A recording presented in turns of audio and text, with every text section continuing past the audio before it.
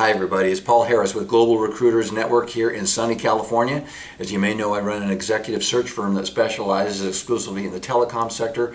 And last week I spent the week at IWCE in Las Vegas, so the International Wireless Communications Expo. It was a great meeting, and what I want to do in the next couple of minutes is give you a real quick download of kind of just what happened from my perspective with kind of the top things, and then talk about maybe just two of the speakers. So as you may know, IWCE has traditionally been a very, let's call it LMR, two-way radio, public sector, public safety, shall I say, kind of focused event. And with the, data and video and band class 14, the LTE for first responder network, it's kind of becoming more in the mainstream. So it was a very interesting event. I want to tell you a little bit about it. So they had 350 exhibitors, 275 speakers and presenters, and about 7,000 people. So once again, a very good meeting. One of the two presenters I want to tell you about was a guy named Daniel Burris, who's a technology futurist. He had a lot of facts and figures that were very interesting. The kind of one that kind of blew me away was he said that 43%, and this is kind of how fast technology is changing, is kind of what his point was, 43% of the products that IBM currently produces were literally not even possible just 2 years ago. That's how fast technology is growing. A phenomenal statistic. Also, he talked about how to predict the future by looking at past cycles and then what he calls hard trends. So one of the cycles and hard trends that I want to point out is very interesting from a recruiting perspective, but also if you're an employer or an employee out there, which most of you are, you probably will find this very interesting as well. So one of the cycles is something that you look in the past, you know what's going to happen in the future because it's happened again, and it's just a cycle that keeps repeating itself.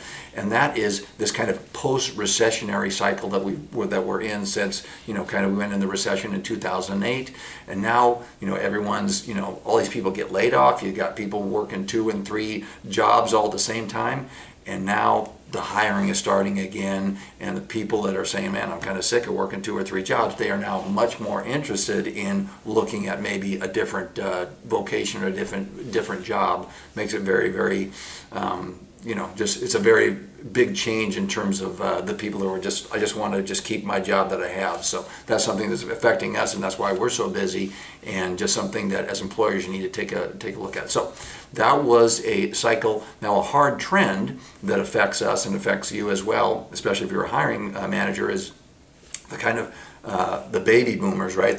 Born from between 46 and 64. They are leaving in droves and retiring in droves, and basically it's causing what we call a brain drain, which is meaning all their knowledge that they have is losing. So just kind of one cycle and one hard trend to kind of be aware of. The other number 2 speaker, the only other speaker that I'm talking about, is FirstNet. So FirstNet was there. They had a real, they were highly visible in this. They had a lot of breakout sessions regarding FirstNet. And the 2 speakers were actually the big dogs there at FirstNet. So Bill D'Agostino, the GM, and then TJ Kennedy, the deputy GM. So they did not say, this is just my words, not theirs, because they would never ever complain, but let's just say this: they have got what I would call a historical and daunting task, right? So basically building out the first ever wireless broadband network for first responders. It's never been done before. Something that's been in the works for 13 years since 9/11 happened. And so these guys have got a daunting task in front of them. I know they can get it done. They're big studs for sure.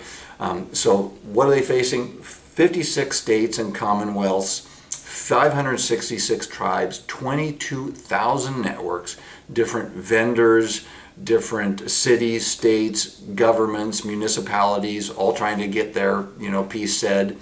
And they need to get these states they can either opt in or opt out, and once they opt in, then they have to pay for the network.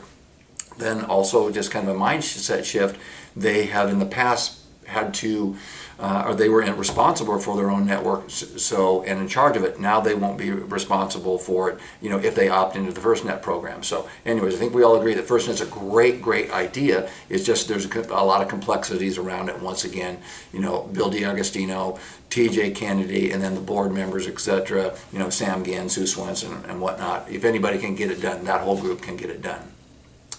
One of the things that was not really, I don't think, on the agenda, but was talked a lot, and remember, my goal is just make you feel like you were there.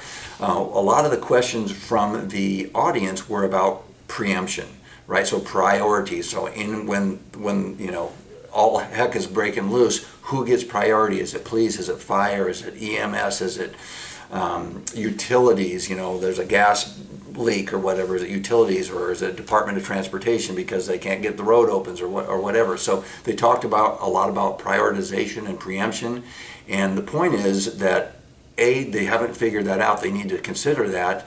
But the point is that LTE as a technology is something, from a technological perspective, very easy to do that. So they need to figure that out.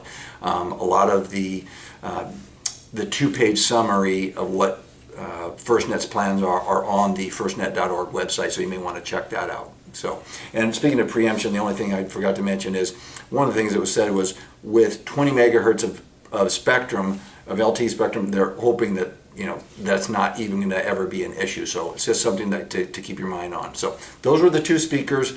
What else kind of came out of it that I thought was important was they had a session called "Who Will Manage Your Network?" So, and the answer, by the way, was probably not you. And 98% of the chances it's not going to be you. So everyone wants a network, but it's expensive to build and nobody wants to manage it. So that was something that came out of it, and a lot of talk about the cloud and how safe it is and secure it is, etc. And what they asked was, well, is what you're using now, do you think that is safer and more secure to the cloud than the cloud? With companies like Akamai and Google and Amazon and HP, etc. Do you have guys that are smarter than them and will answer problems at 2 o'clock in the morning and stuff like that? So anyways, a lot of different talk about that. Very interesting concept. And then the people who are buying into the cloud in terms of New York Times, Secret Service, FEMA, Fidelity, Harvard, etc. They've all said, hey, we're going to the cloud. And the guys, at least from Harvard, we know they're smart. So anyways, just something to think about as you plan your business. Real quickly, guys, let me wrap up. There was some talk about something that's very near and dear to all of our hearts, and that is this kind of safety on towers. As you guys know, a lot of climbers have been falling over the past couple of years, and that's not good at all in terms of the number of deaths that have increased. And what's causing this is a lot of the equipment is being moved from the base station, the eNode B, to the top of the tower. And so there's a lot of tower climbers needed to get up there, fix stuff, change stuff, and they're falling. And so we need to get our arms around that as an industry. A couple more things really quickly. IDA network shutting down. AT&T got 300,000 push-to-talk customers off of that. Voice over LTE launch date continues to be pushed back. 5G is on the drawing board for 2018 and 19. And you guys, and we talked about this at the meeting, what's happening. After 5G, there's 6G and 7G, 8G. There was 2 and 3 and 4, so it's never going to end. We're all going to be continuing to be busy in this business. Just awesome, fun, great time in this business. And that was it from IWC. One thing really quickly from CCA, so the Competitive Carriers Association, that happened in San Antonio that you may want to check out on Google. It was the speech done by Sprint, or should I say SoftBank CEO, Sprint CEO, Masayoshi-son. Basically what he's saying in a nutshell is, you guys, and these are my words, not his, he did a little better job of explaining it than I'm going to, but basically what he's saying is, you guys, we got to wake up.